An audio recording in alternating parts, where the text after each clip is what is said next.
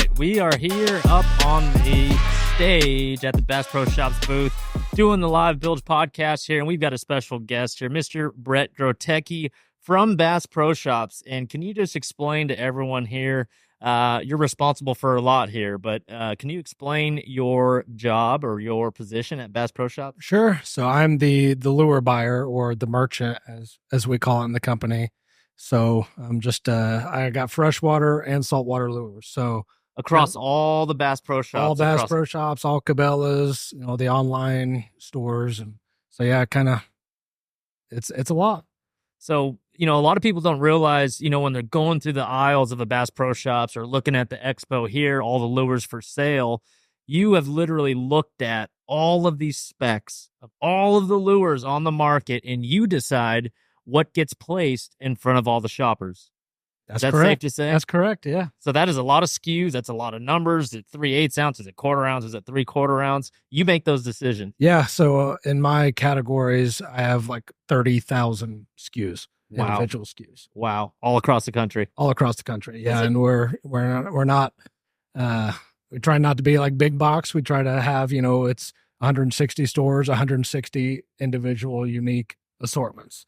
So it's amazing that you're here on the expo floor here on Championship Sunday. It's amazing they let you out here because I know your job is very critical and crucial for the Bass Pro Shops brand. Obviously, we all love buying lures. And do you have any projects currently right now that you're really excited about? And before you answer that, I just want to say we had Steve Kennedy on a podcast last week, and we presented him the Comeback Shad, which is the swim bait that started it all for a lot of us. Myself, Fred Rambanis, a lot of the hardcore swim baiters. We've seen many different swim baits in that type of line through category, harness category, but that Comeback Shad has really started it all. Yeah. Yeah, no, that was one of the first things when I, took the position. It was one of the first things that with the product development crew that we wanted to get going again. And it took a lot longer than I thought it would and that I was hopeful for, but I'm happy with the end product. It was so long ago. We basically had to completely re-engineer it. We had a couple samples left that we just took the design of it and basically just did it from scratch. Wow. It's essentially exactly how it used to be, but we upgraded the colors and components.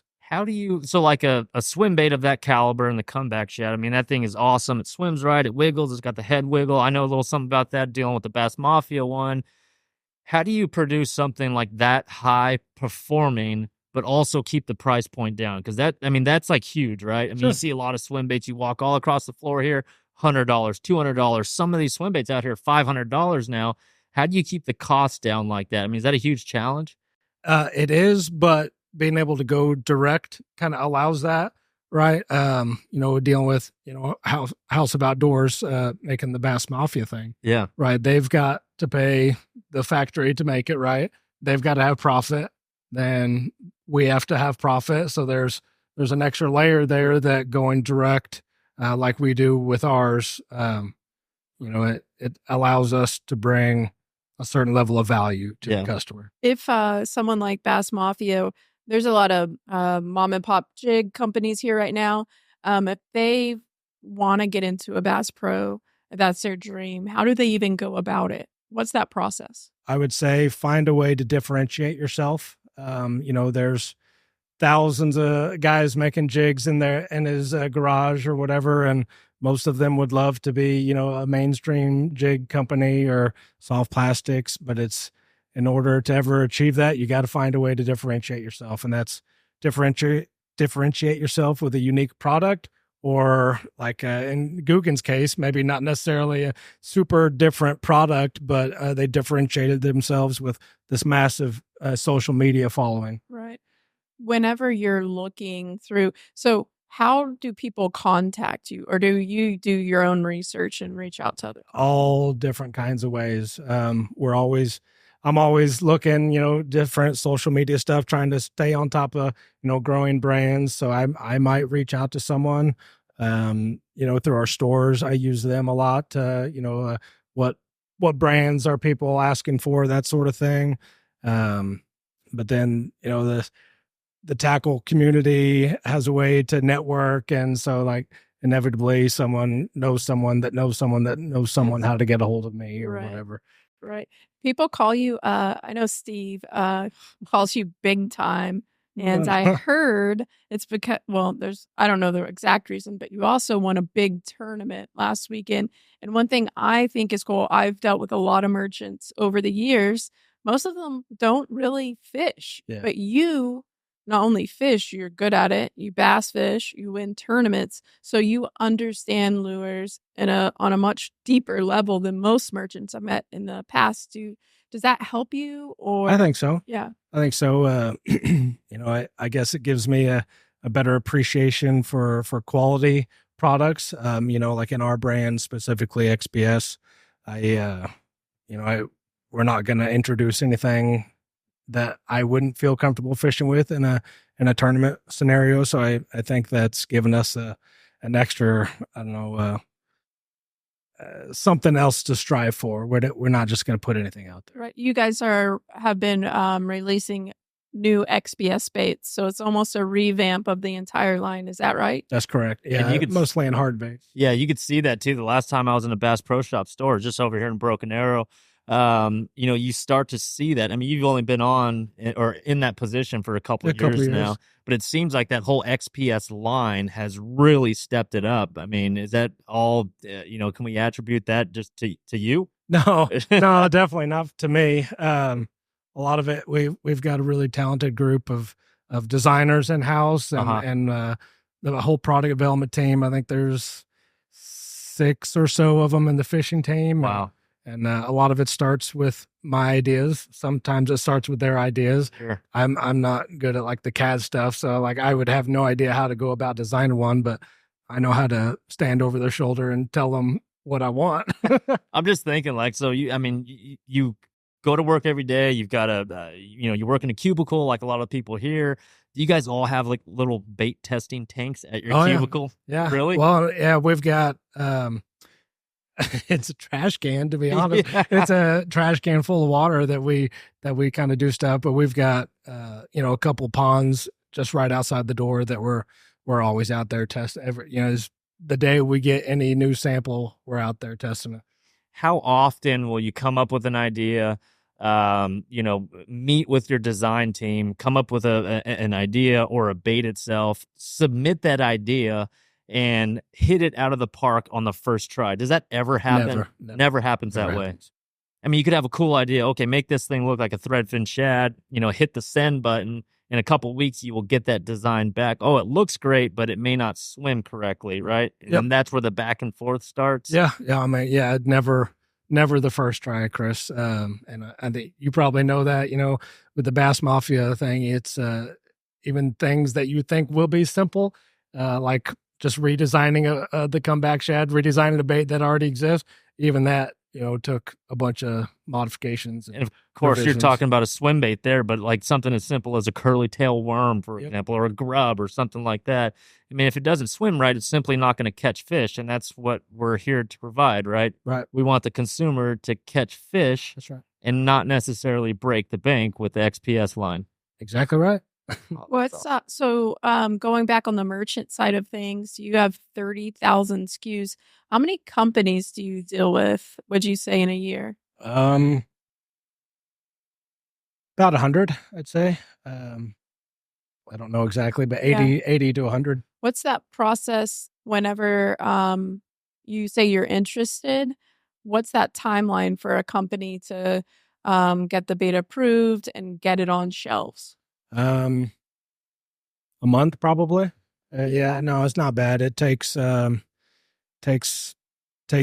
maybe a few days to get it through the vendor relations approval process, some paperwork, and then there's a new item form where inevitably the vendors will screw it up every time, at least twice, and so there's some back and forth. But no, and then it's then just supply chain stuff, but we can make it happen in a month if we wanted to. That's pretty simple. Yeah. So, Brett, I get this question asked, I mean, all over, whether it's a classic expo like this or ICAST or just out at the launch ramp. what is your favorite color? And I know you see the development side of color options, colorways, and you see the sales side. In hard baits, what is your best selling color or your personal favorite color when it comes to a crankbait? Yeah. Well, sexy shad Yes. dominated for years and Yes. years and Yes. years. Anymore reds. Yep. Actually red is unless it's like a deep diver, red is like the best color. You're starting to see that because, reading Bassmaster magazine or watching these guys in the months of February and March, you got to throw a red shallow crankbait. It's got to be red. It's got to be crawfish. But now we're seeing more and more through the summer months, through the fall months, even in the dead of winter, where guys, go out of their way to select a crawdad pattern square bill or hard bait. And I don't know why that is. I really don't, because previous to just here recently, again, like a red crawdad crankbait would just be a February, March type deal, but that's not the case. Well, it's still, once you get in the deep divers, it's still dominated by your shad pattern. But yeah, if you're talking about like a flat side or, any kind of shallow or medium diver, red is where it's at. Yeah. So outside of that, you'd say sexy shad would probably be the number 2. Yeah, something like that. Yeah. Chartreuse blue. I mean, that's Chartreuse a good one as blue well. back, is a big one. If you get into, your rattle trap type baits, then like a chrome blue. So it's really like beat. Depends on what product category you're talking about. Style of bait. If you're talking about soft plastics, you need like green pumpkin and black and blue, and there's like 75% of your sales right there. But that's what I say all the time, man. I mean, someone asked me what your favorite, crankbait color or hardbait color is.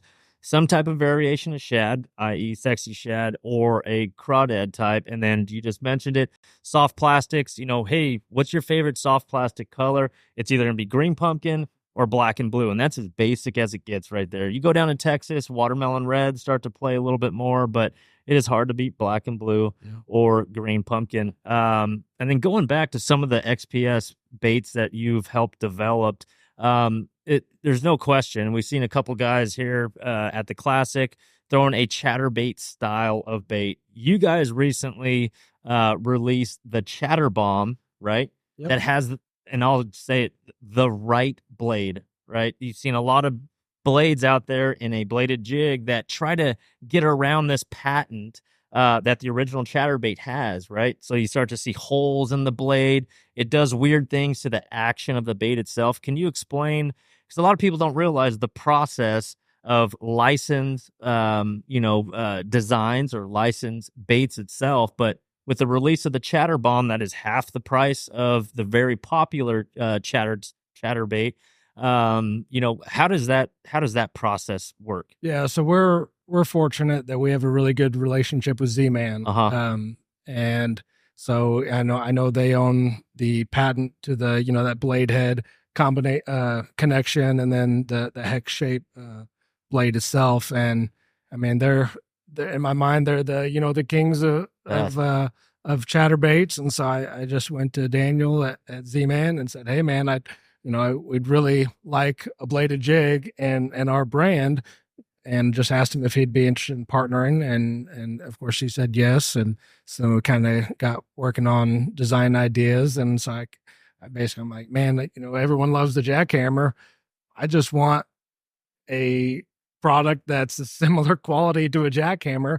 But then how can we make a difference? So we talked about a couple of ideas just to give ourselves a little bit of difference there. Some unique colors and things like that. Affordability is the biggest thing, because you look at a jackhammer and it's like $15 or however much it costs. I mean, it's pretty expensive and too much. Yeah. And you go over here, during the spring fishing classic, and these chatter bombs are they're on sale. Yeah, less than $10. I mean, they're $8.99 regular. $7.99 regular, and I think they're 20% off right now. With the OG blade, they come in 3/8, half ounce. Yep, 3/8, half ounce, and they got the big right. eye, which is what I like. Yes, big eyes on everything. The guys in the office give me a hard time because every time we come up with a bait design, I'm like, bigger eye. Yeah, that's the swim baiter in me, I think. Signature sauce. Yeah. Is there a bait category that there's not as much competition in? No, No, no, it yeah. doesn't seem It's like so it. competitive Yeah, nowadays. it's so competitive. Bladed jigs might be one just because The patent. the patent. But not really patents on plastisol. So Right. Have you ever seen a bladed jig come across that sells as good as that doesn't use the patent, has a different design that sells good? all that we have in our assortment are bladed jigs, either from Z-Man Or patent. or our ones that are paying a royalty to. Right. So Interesting. I can't really answer that. I'd say no. Yeah. I talked about the comeback shad. That's probably my favorite lure that you've released here in the past year or so. The Chatterbomb is awesome, XPS Chatterbomb. But the one that you made and sent me last year that has put more fish in the boat than anything for me in the whole XPS line is the Swerve glide bait, right? I mean, like, glide baits are hot, and just walking the expo floor here, get a lot of questions about big baits and fishing glide baits, where and when and how. And, oh, do I have to spend $250 on a glide bait to catch fish? Absolutely not. I mean, you could get in the glide bait category for how much was $17.99. yeah, $17.99 for a Swerve. Looks exactly like a gizzard shad. And I say it all the time here is what you look for when you're glide bait fishing is a glide bait that gives you feedback when you're fishing it. And I said, you could tie a Swerve glide bait on the end of my rod with my eyes closed, or any other glide bait, and I make a cast with my eyes closed out there. And if I do 1 crank, 2 cranks, 3 cranks, and if that glide bait isn't pulling the rod out of my hands as it moves left to right, that glide bait is useless to me. It really is. So that is one really cool feature of that bait that you guys nailed right off the get-go, is that it gives you feedback as you crank it half turn at a time. When that thing wants to pull that rod out of your hand, you know it's doing the right thing. You know it's moving water. It's got the giant gizzard shad profile, and it just gets bit. Yeah. Whether you're on Table Rock looking for 3 and 4 pounders, or you're on Lake Fork down there in Texas looking for 7s, 8s, 9s, and 10 pounders, I mean, that thing is killer. So what's interesting is, so the first day that we got samples that I took it to Table Rock, I went out and this was in the fall, and I had a better day that day than I'd ever had on any of the $250 earmuffs to my wife out there, the $250 glide baits that I had, and I'm just like, I love it. We got it, and so I was excited. Has the public response been really well? Yes. Yeah, it's good. We've sold a bunch of them. Very, very happy with the outcome of it. Can you explain, so on the Swerve glide bait, there's a couple down here. Can you explain some of the differences between, and you're a swim baiter, right? So am I.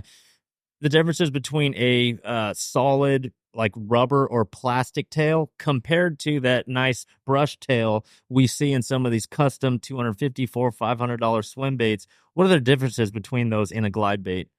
Well, and that's a good question. I don't know that there's really, for me, a benefit of either one. We started off with the solid tail, and I'll just be completely honest. We didn't know that the material that the factory used would react to any other soft plastic. Sure. And so that when we were testing it, every time I'd get done with it, I'd put it back in its case and, Yep. Put it in the boat. And so that was something that come along after we released it. So we started working on the brush tail version that we brought in just for Spring Fishing Classic. And we've got some over there in the booth as well. But to me, it's, I don't know, maybe more of a kind of a premium feel. So that's kind of the direction we're trying to go. Yeah. And like you talk about glide bait storage or soft bait storage, swim baits, whatever it is, when you put that glide bait or swim bait, into a 3,700 size box, I mean, and you're running down the lake and this thing's bouncing around everywhere, sometimes those tails get distorted, right? Not the case with the brush tail. I mean, the brush tail just kind of splits. It looks great, it looks natural, gets a lot of bites, and you can't say that about like a rubber style tail. Yeah. No, I don't know, I love them both. I've caught a lot of fish on both, but I don't know, something about a brush tail just looks nice. Yes. What's your focus going forward, especially with all the forward-facing sonar and stuff, when you're doing your line reviews and selecting going forward? Is there like a focus for you guys that sticks out right now? Yeah, no, certainly. So to your point, the line review. So that's something that'll happen basically next week through the end of May. Basically, every company that we do business with will come in and present their new baits, and so I got a feeling I'm about to see a whole lot of minnows coming up. And so no, I think it would be kind of silly for me not to expect to expand that segment of our assortment, and but you can't be everything to everybody, and so kind of got to be selective on. I can't have 5 aisles in our stores of nothing but minnows. So, just being selective, choosing the right ones that I think that our customers will want the most, and again, bring value to the customers and everywhere. Yeah, that's amazing. I mean, the whole forward-facing sonar thing, it's been the talk of the sport, no doubt. I mean, do you see us as a sport or as buyers or retailers, like in 5 years from now, do you think every single lure category will be, just kind of the emphasis of forward-facing sonar? That's a scary thought, Chris. It is. I hope not. Yeah. As a buyer of fishing lures, I love selling crankbaits. Yes. I love selling spinner baits. Yeah. I love selling 20 different kinds of soft plastics. The thought that one day we're only going to be pinging minnows is a scary proposition to me, and I hope it doesn't really get to that. And I don't think it will. I'll be honest, I'm really happy to see this classic not being dominated by that. Same. I think everyone here would agree. Saying some old school cranking and spinner baiting and jerk baiting gives me warm fuzzies in my heart. Yeah. But no, I don't think it'll come to that. But I think like most of these other lure companies out here, trying not to overreact, but also not ignore what's going on. Yeah. A little bit on the business side. I mean, so, when you talk about margins, whether we're talking about margins in a truck sale, you buy a Toyota Tundra, the price that it costs them to build and make versus the retail price it comes out. What are like the margins? And this is probably top secret stuff, like hard baits, wire baits, and soft plastic minnows. As far as a business, as far as a business is ran, what do those margins look like? Wire baits, minnow baits. I'll phrase it more. Which would you rather someone win the tournament on this week? Right. For profitability. You're trying to get me in trouble. Yeah. No, realistically, all very similar. Similar margins. Hard baits, for me, if I'm trying to drive top end dollar, then the hard baits, I'd rather sell a $25 megabass jerk bait than a $4 pack of worms. But I like them all. Yeah. As long as they're selling. Yeah, I like a sale's a sale. But that's scary, though, because one of the arguments on any of these forward-facing sonar videos they do, there's a couple of the smart ones think about, the tackle industry, right? Forward-facing sonar is everything. All you need is a minnow, or all you need is a jerk bait, or whatever it is. Should some of these lure manufacturers be concerned moving forward, especially the hard bait category, manufacturers? Should they be concerned? Should they? Yes, absolutely. I right. Think so yeah, especially the ones that are so reliant on crankbait sales. Yeah, in particular, it's just become really hard to sell a crankbait. And wow. So, I don't know what the plans are long term, for Bass, if they're going to keep doing the forward facing sonar thing. But yeah, I think if they have all their eggs in the basket of crankbaits, I'd say they better learn to diversify. Yeah, no, that's a good point. So what you're saying is that argument, that guy on that YouTube video saying it ruins tackle sales. That's a valid argument. Yeah. In some cases, I got to sell a lot of pinging minnows to make up for the potential loss and what we know is power fishing kind of techniques. What else you got, Trait? We gotta start to wrap it up. So dude, these podcasts up here on the expo floor are just flying by. Brett, we've gotten to know you. But everyone else, this is a quick hitter, and I hope we can sit down in the future and really do a deep dive, because I had a whole list of questions for you.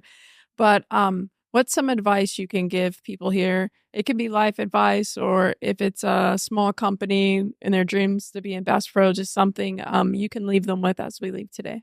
Oh, I don't know if I'm qualified to give life advice. I guess for me, have your priorities, understand your priorities. I got my beautiful wife out there and 2 beautiful kids, and they mean more to me than any bait sale ever would, right? So Awesome. I guess that's my life advice. That's awesome. That's good advice. Prioritize things that really matter, not lures or fish behind us or tournament fishing. Prioritize your family, be a good dad, and the world would be a better place. Yeah, absolutely. Mr. Brett Grotecki, thank you for sitting down with us. Thank you so much. And the next time you guys buy a lure on the shelves at Bass Pro Shops, just know that Brett had his hand in every single one of those. So thank you for being you, man. Appreciate you sitting down. Thank you guys both. Till Appreciate next it. time. Enjoyed it. Thanks, Brett. All right. Y'all enjoy the show. Thank you.